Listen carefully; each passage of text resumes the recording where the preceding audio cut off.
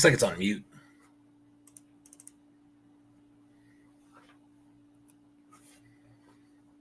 I'm seeing the mute on yours.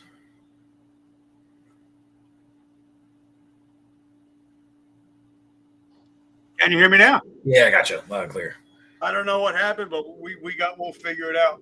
So, brother, welcome to the show. Like I was saying, Brian is one of my favorite people of all time. His book is one of my favorites. I was reading it this morning, and you served together. So, any friend of his is a friend of mine. So, and we're going to be talking about all things AI. And guys, if you stay with us till the end, we're going to give you 3 things that you can do to find out the real from the fake. So, my brother, welcome to the show. How are you? Yeah, great to be on with you. Yeah, that's cool. Brian.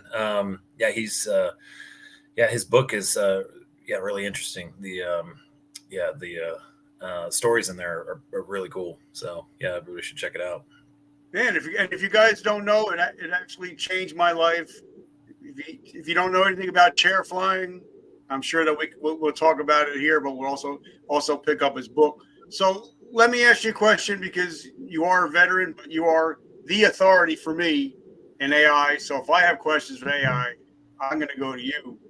What is your definition of resiliency? Yeah, resiliency for me, I'd say is it's the ability to withstand some significant damage and then recover from it, and basically be able to move on from it without having it affect you. So, all right. So, give us a quick down and dirty about who you are, where did you come from, and how did you get into this crazy world of artificial intelligence? Yeah, no, I grew up in Northern Virginia as a kid, always into military stuff. I came from a military family. My dad was Air Force, brother was Army, Intel, and and so I always really, loved military stuff. And so joined the Army Reserves as a combat engineer, and went to college for business, and ended up getting an internship in Orange County, Newport Beach, California, and basically worked for an internet. It's like a VC incubator company there in Newport Beach, and basically was able to see the foundation of this, like 1999. This was going on 1999, 2000, and I was able to see actually the foundation of the current internet. And so it was really interesting to see all that, because I would review business plans and things like that. So that kind of got me into the tech world at that time.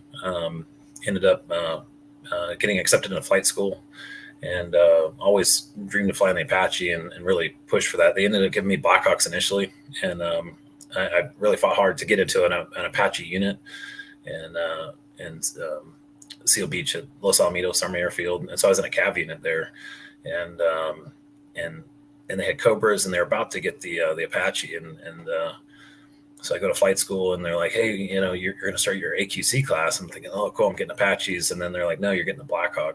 And so then I was like pretty pissed. And so I ended up going to AQC for the Blackhawk, and then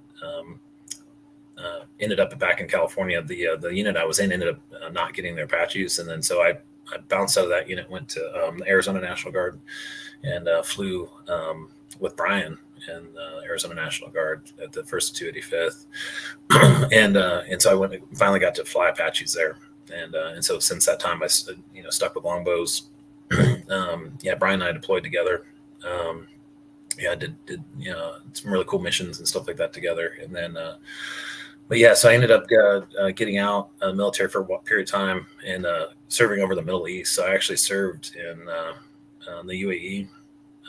For the UAE Army. So I worked for the UAE Army as a contractor, where we were helping them with their longbow program. And so we were teaching them how to fly the longbow and actually use it in combat. And a lot of people don't know that the UAE military was embedded in Iraq with us, and so they actually flew their Apaches in Afghanistan, and then so we got to help them with that program. And so I ended up staying over there for about 10 years, worked in Riyadh for a little while, and in Kuwait and stuff like that. But East, and to the point where you start to kind of like look at yourself a little differently as an American, and when you come back, because you start to see the America that you left, in 2010, and when I got back in 2020, started living back in the United States full time, I really started seeing like, wow, the country is this is a different place, some of the stuff that's gone on, politically, yeah,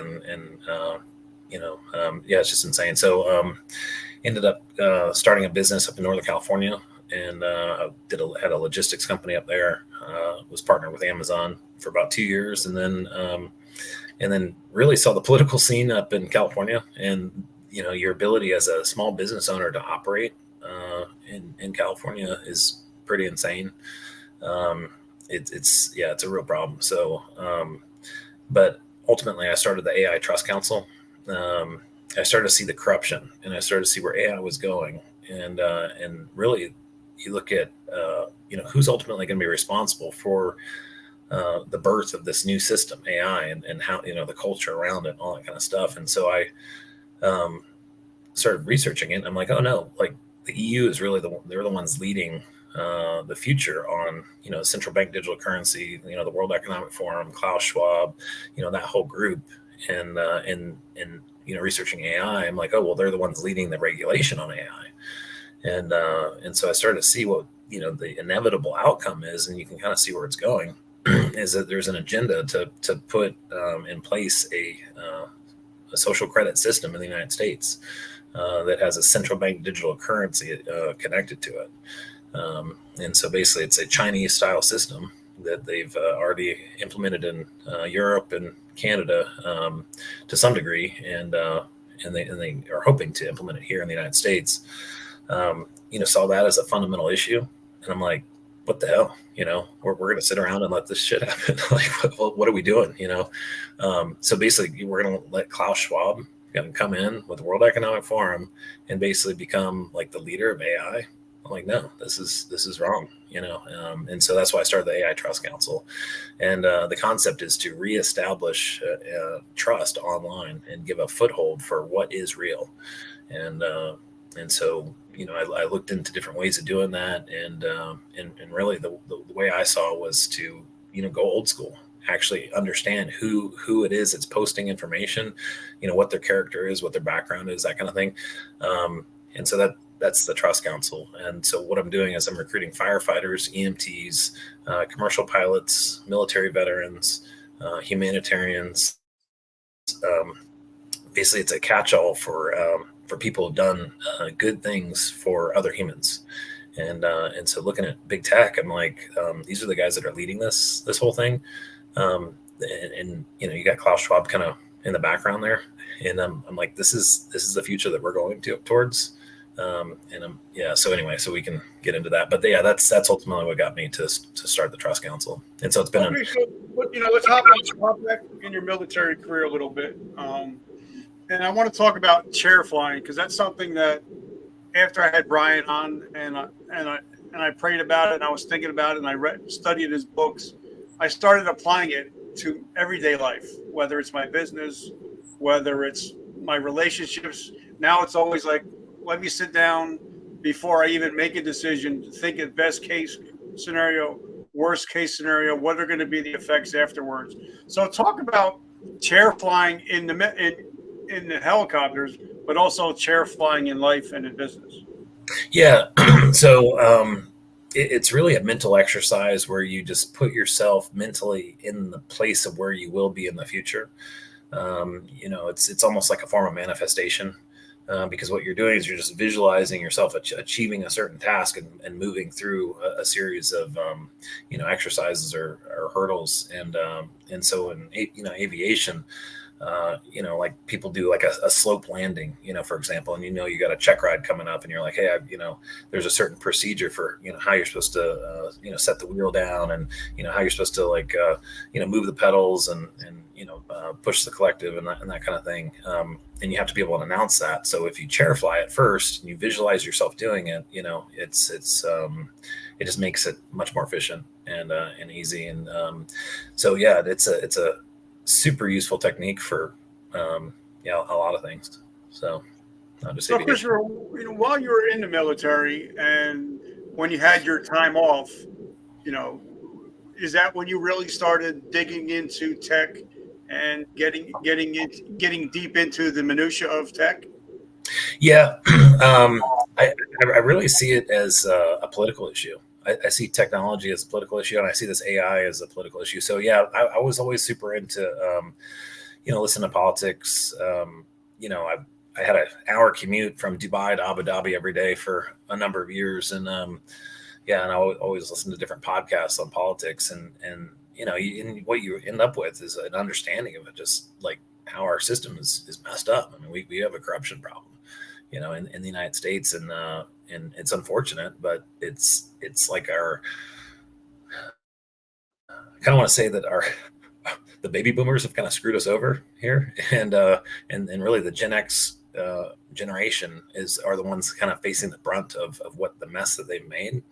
I think that they came from a generation where they had a high degree of trust in political figures, high degree of trust in you know, media and that kind of thing, and I think that trust that they had in the government and media opened up this opportunity for just rampant corruption, issues left and right, and really a steering of the United States into to an area that I never thought we'd go, and we're here right now, and so really it's up to us, the way I see it.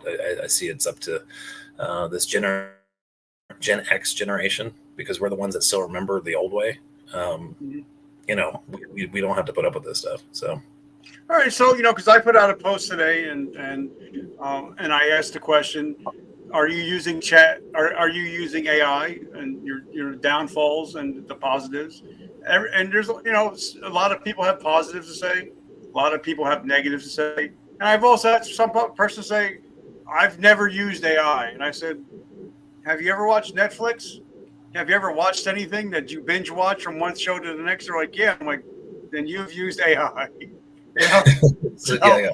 So take us back to where AI actually started. Where did this all start from, and how long has it actually been around? Yeah, so AI has been around since the 50s, and ultimately AI is just math. It's really just it's a weighting of data and how important it would be. And then this is one of the fundamental challenges of these mathematicians back in the day, was to try to create a human-like brain, computer, and something that would mimic how humans think and that kind of thing. So it started off in the 50s and 60s, and really started to get pretty advanced in the 70s and 80s. And so you started to have predictions about things like AGI, which stands for artificial general intelligence, which means that the AI system is generally as smart as a human, or the concept called the singularity.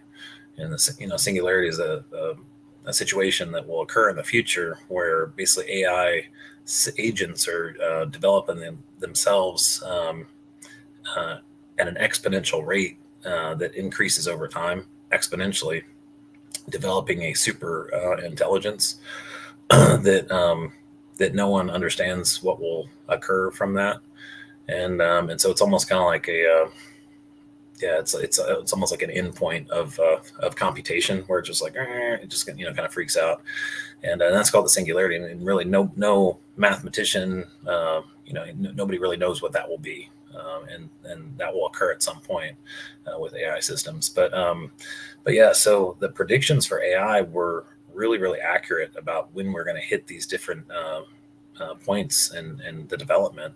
And I've always been surprised, because if you look at, you have the Department of Energy, which is, they're deeply into AI and always have been. And you're like, well, they know what's going on, right? So they're part of the government. Well, how come the government doesn't have a plan in place to handle this AI debacle that we're in currently? Right? Everybody's like, hey, it's beyond emergency. It's more dangerous than nuclear weapons, according to Elon Musk. It's Mo Gadot is saying, do not have children because of how dangerous this is. Mo Gadot is the chief business officer for Google Moonshot division. He's putting out that this is just a mistake, and that we've effed up, fundamentally. And then you look at the regulation, and the policies that are out there, they're just like pretty much non-existent. So I'm like, okay, well, this seems like, massive incompetence on the part of the government, or it's intentional. And that's what I'm starting to see is it looks like the current policy with AI is basically to ride it until the wheels fall off.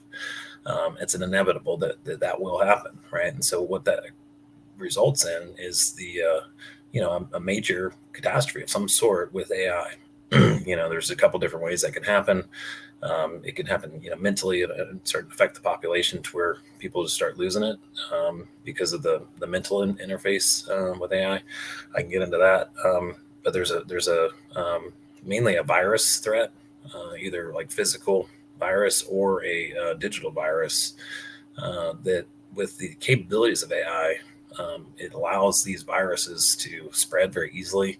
A lot of the protection mechanisms that exist in the world naturally for viruses are not capable of dealing with some of the advanced things that can be created through AI. Same thing with the digital realm. You have typical antivirus software, different protection mechanisms and things like that will help prevent hacking and whatnot. But ultimately, AI is the ultimate hacking tool, and it's a force multiplier for whatever task you want to apply to it. So you end up with the ability for bad actors to hack in unbelievable ways. And so you obviously have power grid, the internet. A lot of our systems are vulnerable, right? And so one of the concepts is that the industry is pushing this AI forward, extremely rapidly, in hopes that the public doesn't wake up to a lot of these risks that are on the table, right?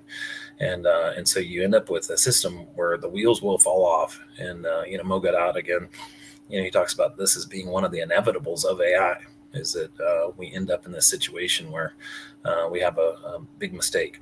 So once that happens, the current leadership of the world on AI is the EU. And so it's the EU AI Act, which is being, kicked around in EU Parliament and stuff like that. But really, this is it's the World Economic Forum. It's basically the World Economic Forum is leading the regulation on AI and how the system will unfold. And ultimately, that's Klaus Schwab and a couple of there's actually three American dudes in the United States that are senior leadership of the World Economic Forum that are not public. But those dudes are the ones who are implementing this whole thing, right? And so they have a vision for the future that they're not telling us about. And so as this catastrophe or this mistake happens, what I see is the EU coming in, or World Economic Forum, and then some administration here in the United States being like, hey, you guys, you industry, you had the chance to regulate yourselves and you didn't, and so now it's our turn to then implement this system. And so I see this as being the beginning of a CBDC, central bank digital currency, digital track and trace social credit score system that ultimately is a control network for the population. And if there's some sort of pandemic on top of that, then there's a health aspect to it. So basically it's the closing of the trap is what we got going on, in my opinion. And so this is our chance today, as humans alive today in a free country, to push back. And so there's a lot of ways that we can do that. Number one is getting the message out. And so that's basically what I'm doing right now. All right. So before we get any further, I want to dig a little bit deeper. People don't realize that veterans, only like 2% of the population ever served this country. And veterans can be the best employees you've ever had.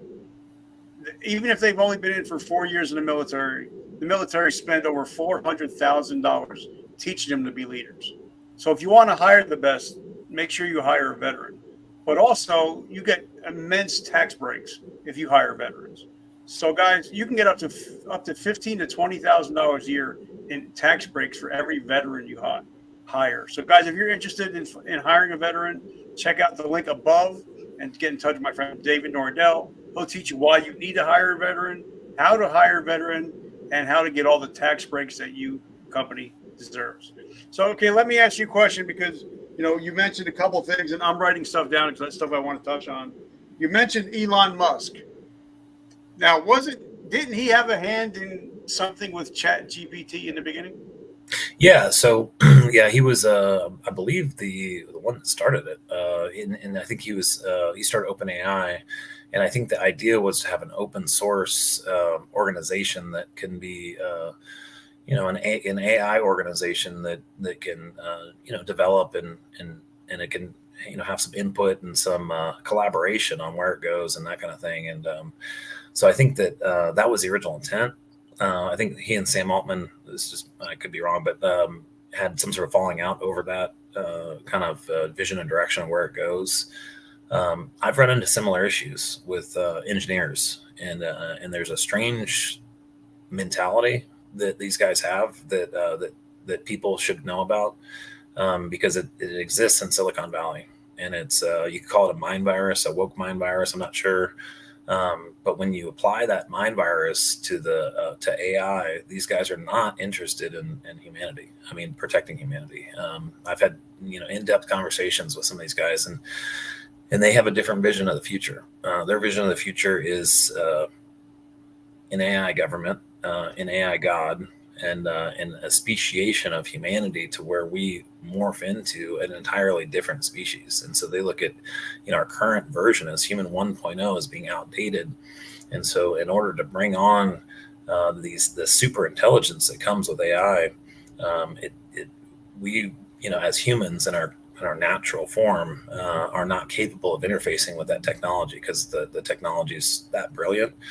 And so they look at that as a fundamental issue. And so they look at, well, how are we going to interface with these future technologies? And the idea is to speciate us, so morph us into human 2.0, which is also transhumanism. And so you can look at, Noah Yuval Harari and his books and, some of his statements. And it's really the World Economic Forum's vision of the future is to push us into a transhumanist future.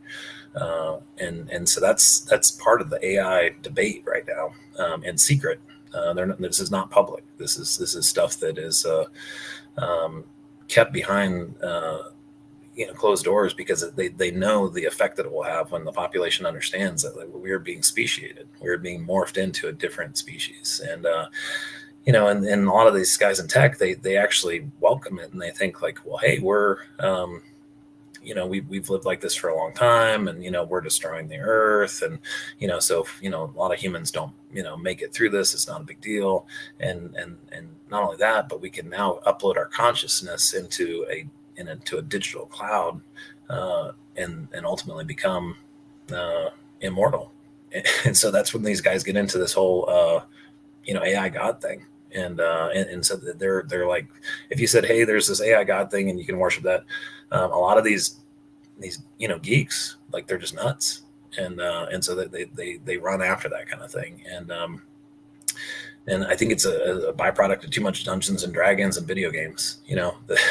They're like in a different world. Yeah. So, and I thought I was the one that did all the drugs. So it's like. But now let's talk about, because I wrote down AI, but I also wrote down a cryptocurrency, because a couple months ago I actually interviewed somebody that works behind the scene at the Fed, and of course he wouldn't be named, but he's like, yeah, we're starting to get rid of actual currency. He's like, there's a reason why there's a coin shortage, because we're pulling it all out of the system, and it's going to start quarters, nickels, dimes, then it's going to go to quarters, fives, tens, and 20s, and eventually just going to be the cryptocurrency system. So it's going toward one world, one currency. So is that what you're talking about? Everything's going to be like crypto, or because, but really, I was talking to one of my friends, Seth. Nobody even knows who started crypto or any of these crypto. Nobody even knows who this founder was. So that's a scary point right there. If you can't even tell me who started Bitcoin, how am I going to trust you if I don't even know who started? You know what I Yeah, mean? yeah, exactly. Yeah. Well, and that's the thing. I mean, yeah, we literally cannot accept a digital currency that's universal. I mean, you have to have cash and you have to have gold and silver backing it in order for it to be safe. Yeah, the potential for misuse and I mean, we're fast tracking ourselves to a dystopian future. And with Klaus Schwab at the helm. So it's like I couldn't think of a more ridiculous situation. Really, it's on us today to push back against this, and ultimately, it's a central banking system, that's been around for a long, long time. That continually comes back, and it starts at the Bank of International Settlements in Switzerland.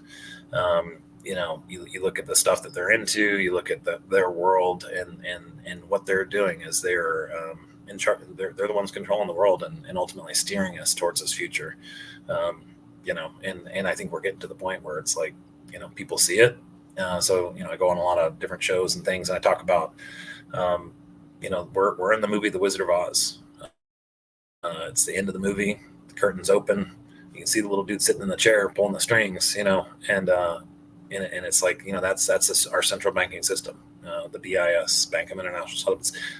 And I encourage anybody to look into that bank, because that bank, their bylaws, the members of that bank are immune from law.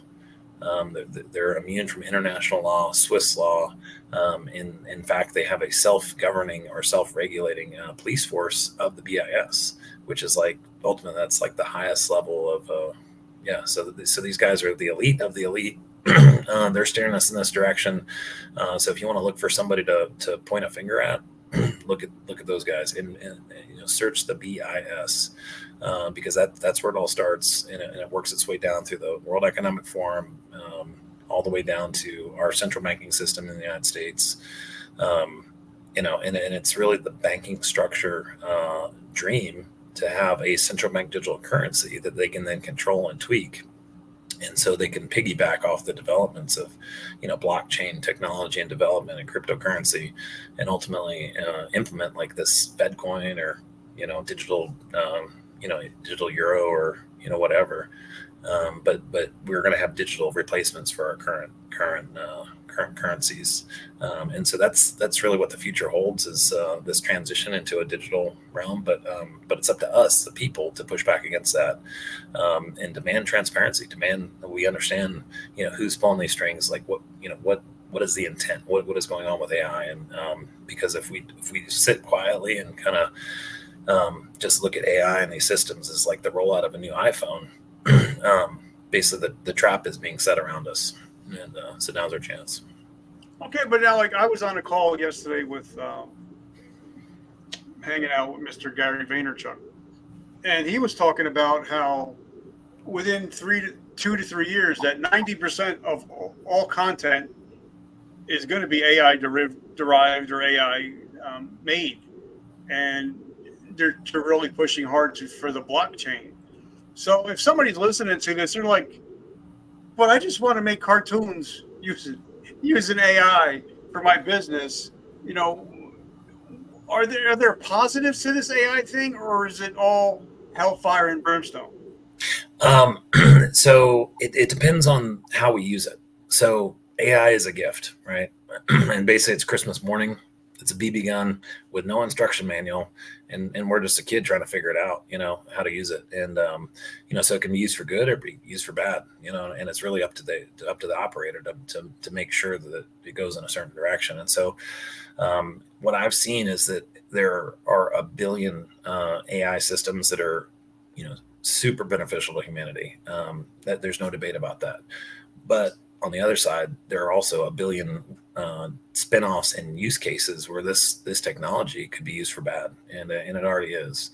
And the fact that there isn't a set of governing authority over AI, or rules, regulations, guardrails, even on the systems, even safety code written into the AI systems, that has all been left on the sidelines so that they can implement this thing as rapidly as possible. And so what they call it is an AI horse race, and that's what we're in. So we're so you have massive amounts of money all pouring in to any of these AI projects, and all these guys are just trying to develop faster than their competitor. Countries are doing it. Trying to develop AI systems faster than competitors, and and that's really what got me into this whole thing, is the drone warfare. I really started to see where drone warfare was going, and it's just like, man, this is next level nuts. Like, why? Like, we're really gonna be killing each other like efficiently in the future, and and it's almost like we're reaching that point where, hey, humans have got these tools to the point where it's going to become really easy for bad actors to misuse this stuff. So it's kind of like we need an international conversation on just like, what the hell are we doing? Because if we continue along the way we are going, it will lead to that inevitable mistake that we were talking about. Because talking about the BIS, most things, not all things, but most things start out good, and then it gets way out of whack, and then it gets stupid. So, when the BIS was first started, was it made for good, or was it made to take over the whole banking system? And who put those people in place, and how come they cannot be removed if people are seeing the real deal? Yeah, so it goes back to Carol Quigley. He's got a book called, or he was featured in a book called Tragedy and Hope. Carol Quigley was a figure from he's basically early 1800s, and anyway, he was a really wealthy guy. Ended up establishing the modern banking system, and started in South Africa, and then and moved on from there. But it got into Europe, and basically that book, Tragedy and Hope, it really spells out exactly how this whole system was born, and how it's ultimately family money that has been used to control people for a long time. And so I think the BIS is just an offshoot of that family money, and it's a mechanism. The World Economic Forum is a corporation. You have a business that is in Europe, leading this, leading this whole effort, and so a lot of people on the left and things like that, like they're really anti-corporation. Well, that's exactly what the Federal Reserve is. It's a private bank made up of members of other private banks, and investors from other private banks, and so it's a network of the elite banking people in the United States and Europe that ultimately control the world, and so we're in a time where it's like, either we wake up and push back and say, hey, look, like, we see what you're doing, guys. We see the tricks. I mean, we just endured COVID. We see the corruption, and it's time for negotiation. I think at this point, I think it's time that we come together and say, look, like, we're done with your games, little guy. Like, you are behind the curtain. We fucking see you.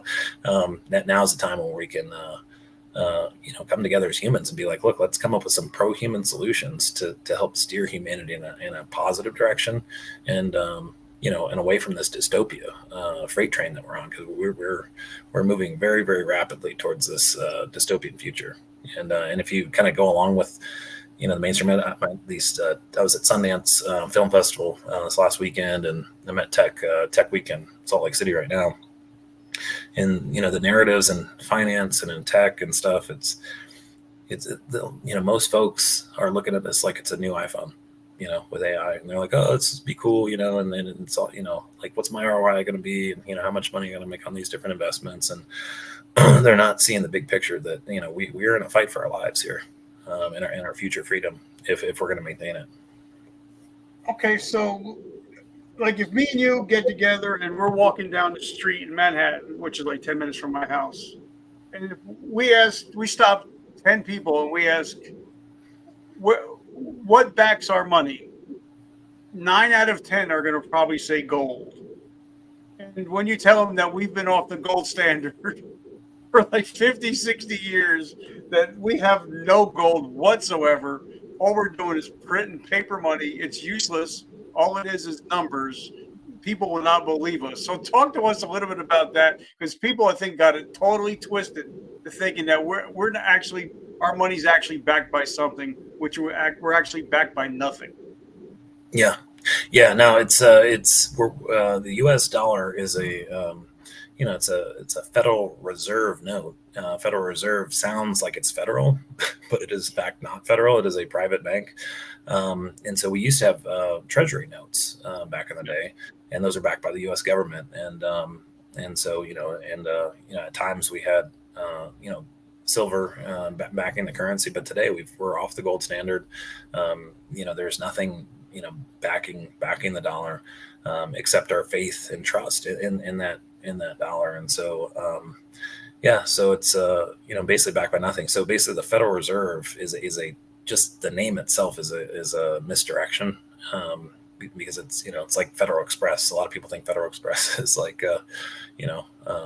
federal, but it's basically a trick. And I look at the central bank digital currency the same way. It's a rich man's trick is what it is. And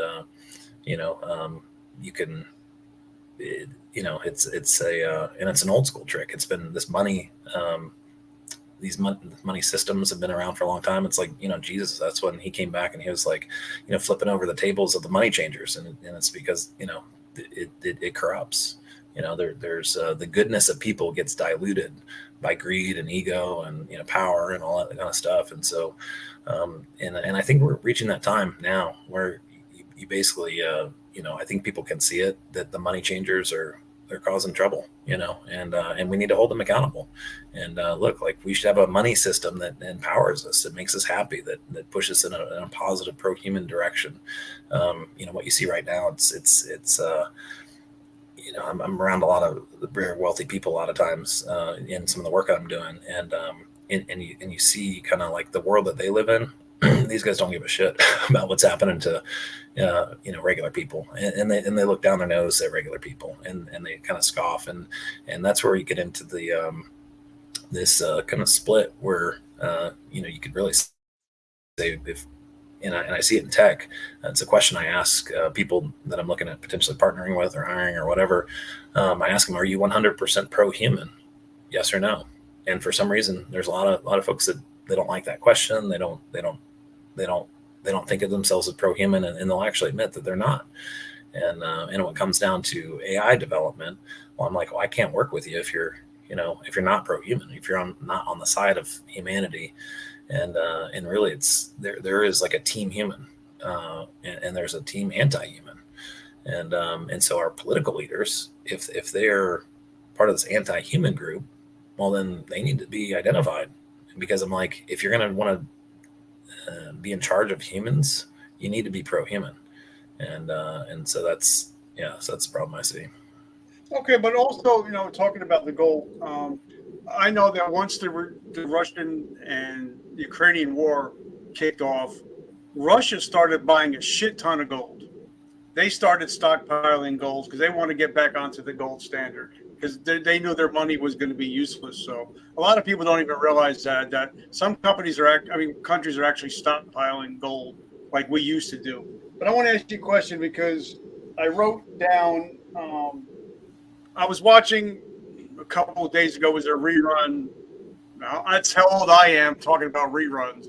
But I was watching an old video of when Zuckerberg was in front of Congress, and they were grilling him about everything. And 80% of the older people had no idea what he was talking about. Half of them couldn't even check their own email because they're so tech illiterate. So if we're trying to get policing in place, but 90% of the people don't even know how to open up their own email, we're in deep doo-doo. Oh, yeah. So how do we fix that? Yeah, no, I think, it's interesting because, working in the Bay Area and stuff like that, I, spent some time in San Francisco and even in Sacramento. Most, cities in the United States, it's the same story. And I look at like the homelessness, and I look at the crime, and I look at, the ability to, in California, steal $1,000 worth of stuff, and, DAs won't prosecute for that kind of thing. Cops won't even really come after you. And so you end up with this, it's basically like an open air looting, drug bin or drug den on the side of the streets in most cities. And, to where people call, I had a business in Vallejo, in Napa, California, which I thought, it's like my wife was like really into wine. So they're like, oh, you could get, Fargo, North Dakota or Napa, California. I'm like, well, sweet. Napa's, my wife's like, wine, that's cool. End up going to Napa and our delivery area was Vallejo, California, which is, basically like, it's like the purge. Literally, people in the middle of the day are doing, donuts in the street, like they call them sideshows, but they're doing, it's like it's like filming like a rap video in the middle of the street and like 4 o'clock in the afternoon, just burning out and people around and stuff like that. In the afternoon, like you just be driving down the road and there's guys like on 4-wheelers doing wheelies and like just total free for all.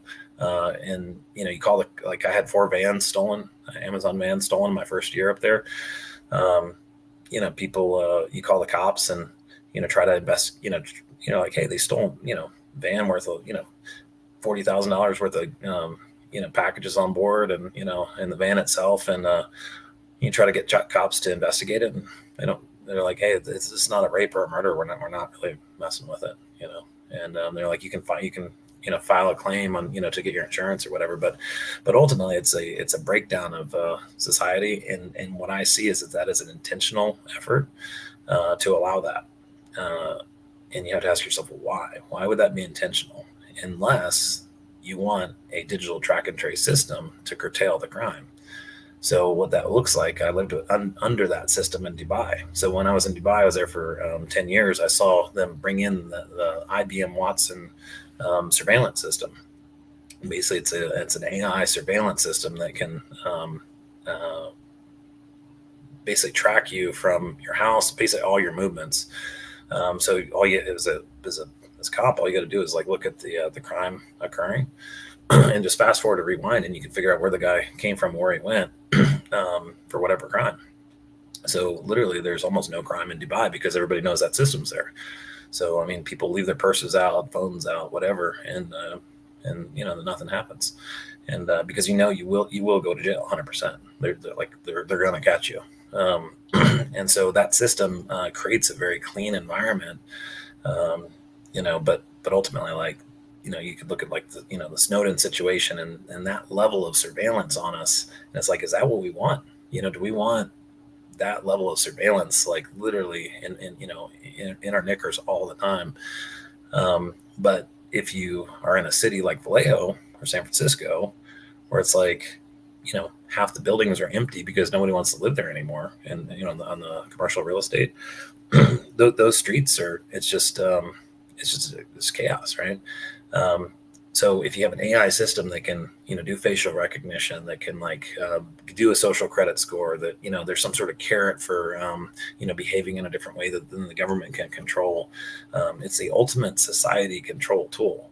And so these globalists, they're licking their chops, like cannot wait to get this system going then they can steer human behavior and ultimately control how populations, live. And so that to me, that's why we're seeing homelessness and crime and all that stuff, because it's a precursor to get us ready for this new system and basically welcome it as it comes. So we'll be like, oh, thank God, we have this new system that's here. And now suddenly the streets are clean, there's no more theft. Law enforcement's, twiddling their thumbs because there's no crime, so that's the World Economic Forum utopia. And so they're beating us now with this, kind of dystopia today, so that we'll welcome it. And that's just from what I've seen. That seems to be the way it's going. And so I think that this inevitable mistake with AI will be the catalyst. And so that, that I think that's, kind of the great reset concept of a big reset, where it's a reset financially, reset in government, and you have basically the implementation of that new world order that they've always talked about bringing in, and that ties into that book, Tragedy and Hope. It gets into the details of that, but it's really the kind of the secret sauce behind this global government policy and where we're going. But if you're a business owner, because a lot of people that are watching this are business owners, if you're not utilizing AI right now, you're behind the curve already. So what do you tell business owners that are thinking about using AI? Well, that's one of the things. So right now, as a business owner, they're kind of the tip of the spear on this whole AI debate, right? So there's a profit motivation, obviously, to be more efficient, and AI systems 100%, cause businesses to be more efficient. And so figuring out where that dividing line is on the ethics of AI systems, you don't want to spend time doing useless tasks or things that are just repetitive and boring or whatever. It's like, yeah, obviously you'd want an AI system to take care of those things, but when it gets into really mass layoffs and that kind of thing due to the adoption of these systems, it's gonna it's gonna lead to a point where I think one of the figures is about 40% of workers will get displaced due to AI. And potentially more, and you can see that coming. 2025 is the year of the robotics. So you can already see robotics being used at Amazon facilities and things like that. And this it gets into a weird conversation. With AI comes life extension, so you can actually extend age with AI. They've solved the protein folding problem, which is ability to model how proteins are shaped, and then through that modeling, you can actually create better drugs in order to combat different chronic diseases and stuff like that. So chronic disease is going to go away. But then they also have figured out how to reverse aging of skin. I was at a conference the other day where they were demonstrating that, kind of showing the results, and it works. At some point, that will become more universal, where you can reverse age your whole body, and so basically you can end up extending the lifespan of people. That conversation gets weird, because what happens is, as you extend the lifespan of people, and as humans are continuing to have kids, you end up with this population issue. And if you listen to the globalists talk, they're always really focused on population control. Bill Gates, comes from a family eugenicist, right? So, and so that school of thought is really strong within this mind virus kind of community, and they, the World Economic Forum folks, they believe that really humanity fundamentally has been bad to the earth. We deserve to be depopulated, and ultimately, you can look at the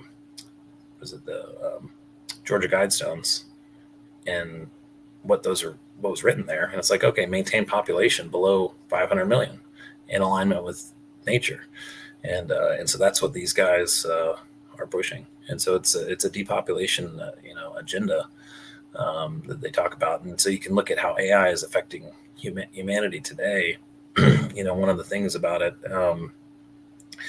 porn, for example, kids are getting into porn at as soon as they can pick up a phone, right? If they don't have, protections and stuff like that, or, certainly once they get to school. And so now you have VR, Oculus or VR goggles connected with porn. And literally it is a transformation of the brain that occurs. And so and what that results in is just a total lack of,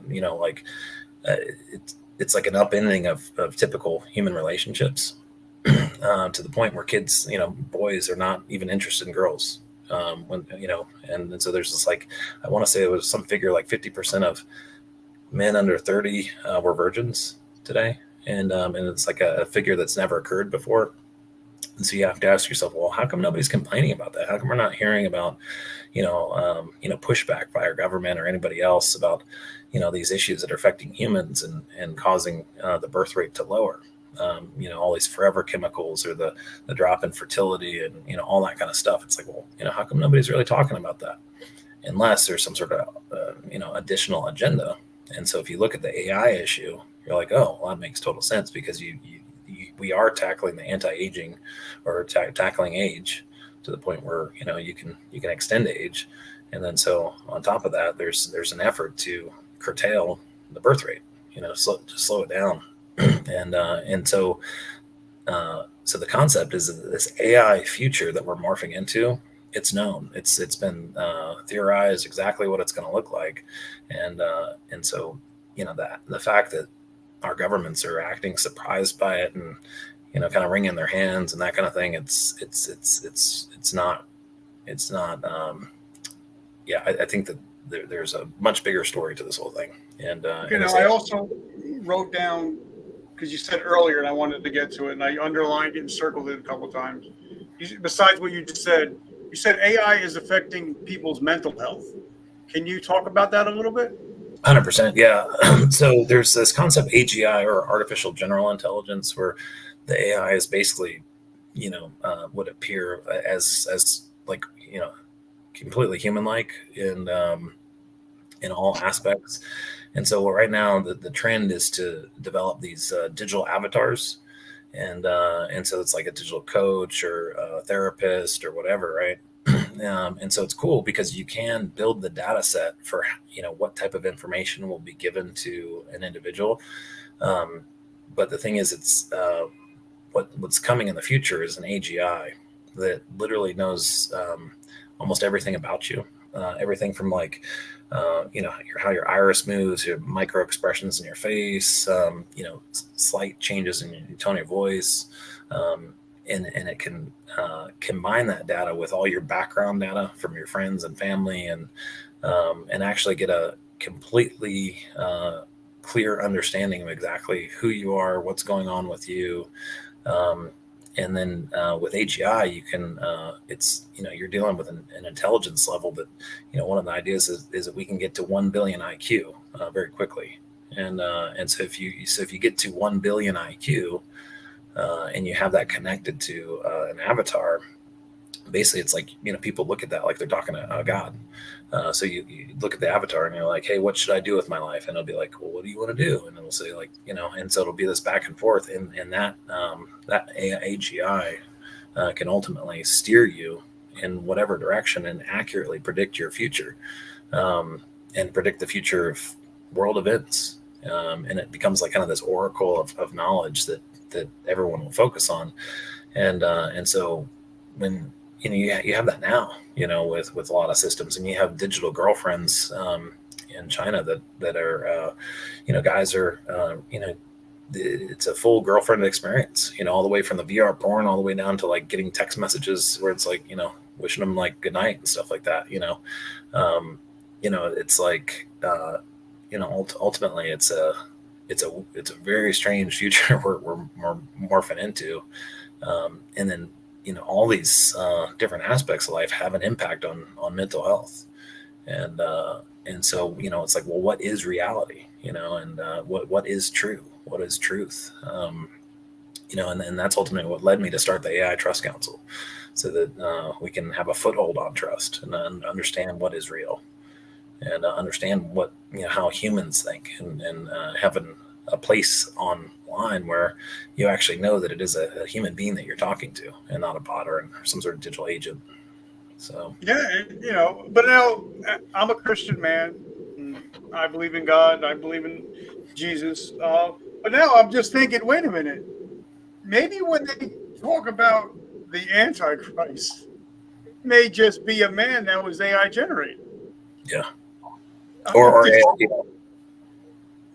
it's weird when you really start thinking about how deep it can go. Because if you get to a billion IQ, and they could just make a man, because now you can't tell the difference between if it's an AI or if it's a real guy or a real girl. It could be all 100% AI generated.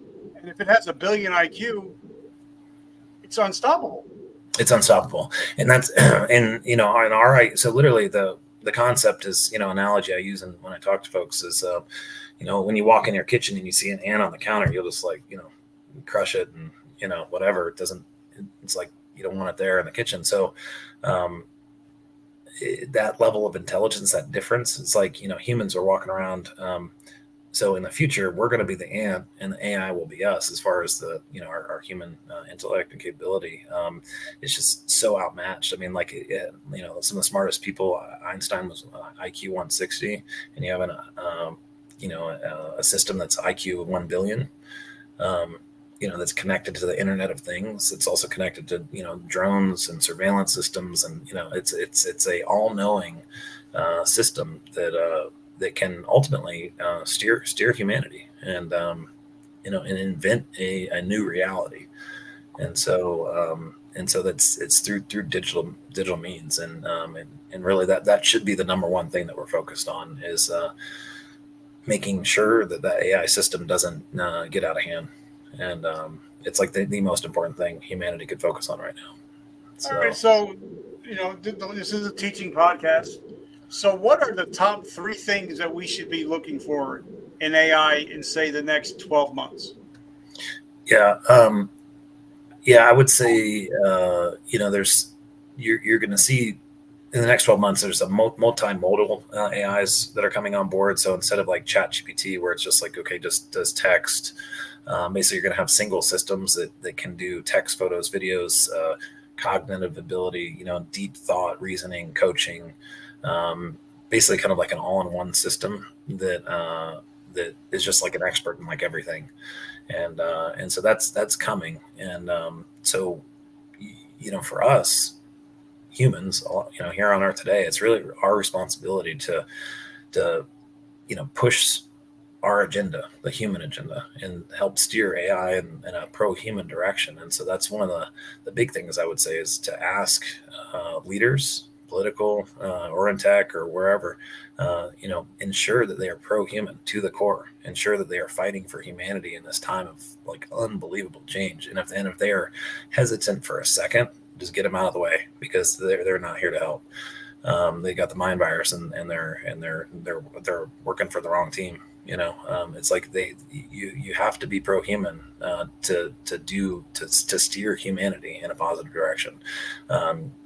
You can have AI systems to assist, and you can have AI systems that will help provide information, but ultimately you need a human counsel to be in charge of AI and in charge of ensuring that AI doesn't get too far out of hand. And it's a critical thing, and it has to be international, and it has to be from the people. It can't be a top-down system where it's some sort of like Klaus Schwab figure, because basically if we continue on the current path, that's what's going to happen. You're going to end up with Klaus Schwab at the helm, like in a 1 billion IQ drone army, robot dogs and all that kind of stuff, basically being his tools that he can use to implement whatever he wants. And and so that's the future we're going. Or we could go a different direction and be like, hey, let's limit compute power. Let's put surveillance systems on the GPUs so that we know how they're being used. So we can literally track and trace all GPUs, the NVIDIA chips that run the AIs. That's an easy one. You could put monitors on the data centers, and make sure that data centers aren't going beyond a certain level of IQ, so that we can still have the mental advantage, over these systems, but what that would take though is a governing body and some sort of teeth, and ultimately some sort of carrot and stick program that encourages good behavior and punishes bad behavior for misuse of these AI systems. And when humanity hangs in the balance, I can't think of a better use for that kind of thing. Just to safeguard this and make sure that we use it in a positive direction. It's like we're kids with a new BB gun that have no idea how to use it, and and if we're not smart, we could easily cause some damage. So it's not, for me, it sounds like the old nuclear arms race. It just go from country to country to see who can get there the first, but nobody knows what to do when they get there. And we have leaders, I'm not mentioning any names, but if they can't even put 2 sentences together in a conversation, then we're pretty much fucked at this point. Yeah, no, well, and I would say that our goodness as humans, like we have an internal, like especially people are good, and that goodness has actually been used against us. So like, for the age thing, with our current administration, we're polite, and I think we're too polite. We're like, oh well, we don't want to make fun of him because he's like old and messing stuff up, and it's like, no, it's that is being used as a tool. So yeah, we definitely as people have to start speaking up, and it's like I compare it to parents, sitting in the living room, and, you got kids down in the basement, going crazy on a video game. And it's like, hey, it's time for bed, guys. Like, you've had enough for now. We need to make sure that AI is safe. And if these guys don't put down the controller, it's gonna in a bad way. So, yeah, so it's critical to speak up. All right. So then, how do we find you? How do we support your mission? Yeah, so I've got so please connect with me on LinkedIn, Christopher Wright on LinkedIn. So Christopher Wright, the AITC, and I've got a bunch of content there and stuff. And basically, the LinkedIn, we're recruiting firefighters, EMTs, commercial pilots, military veterans, air traffic controllers, and also humanitarians. Humanitarians is a catch-all. If once the website's up, if you've had 5 people that can vouch for you as being a humanitarian, then you're a humanitarian. And so it's really, we want everybody who's pro-human, that cares about the direction of where we're going, to be a part of this thing and help steer it in a pro-human direction. And so I've got LinkedIn. I've also got a GoFundMe. It's as in the AITC. On LinkedIn, and you'll find it there. But yeah, we need help. So we need resources. But the biggest thing people could do to help is spread awareness and say, look, like, it is possible to slow AI down. It is possible to turn off if it has to go that way. Obviously we don't want to have to do that, but AI is a gift, and we could use it, for good, or it could be used for bad. And so we just need to steer it in the direction of good. I love it. Christopher, brother, I'm so grateful that we finally got together. So, guys, check him out on his LinkedIn page. I've been stalking him since we became friends, and I've been following him on LinkedIn. He's got a lot of great content, so make sure you check him out. Christopher Wright on LinkedIn. Check him out. It's amazing. Guys, make sure that you go to verticalmomentumpodcast.com. This episode is going to be on there, and I also launched a brand new course about how to build a podcast that has over 1 million downloads. And how to make it profitable. So, Christopher, brother, I just want to say thank you so much. I want to thank your staff for putting this together. They were amazing, just going back and forth and making this so seamless. So I want to publicly thank them and say thank you for doing this and getting us together. For sure. Thank you. Yeah, great to be on with you. All right, my brother. Well, have a great week. Keep kicking ass, and I definitely want to get involved and help you. And help humankind, because I'm 100% human. So yeah. if I can help other 100% humans, I'm all about it. Got it. Cool. That's awesome. I love it. Have a great week. All right. Thanks. And guys, remember, vertical momentum. The only way to go is but up. And I'll catch you next week.